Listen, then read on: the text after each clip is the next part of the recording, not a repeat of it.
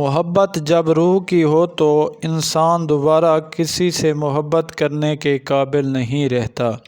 نصیحت وہ سچی بات ہے جسے ہم کبھی غور سے نہیں سنتے، اور خوشامد ایک بدترین دھوکہ ہے جسے ہم پوری توجہ سے سنتے ہیں۔ جب کوئی مخلص مل جائے تو اسے سنبھال کر رکھنا۔ بری عادت کی مثال ایک چھوٹے سے پودے جیسی ہے، شروع ہی میں اکھاڑ دو تو ٹھیک، ورنہ تناور درخت بن جاتا ہے۔ جب عبادت بوجھ نہ لگنے لگے تو سمجھو اللہ سے عشق ہو گیا ہے۔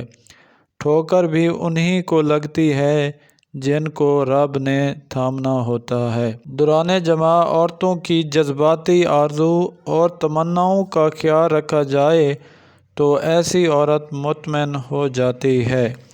اٹھا کر باہر پھینک دیں اپنی زندگی سے ہر اس شخص کو جو آپ کے ذہنی سکون کے لیے خطرہ ہے۔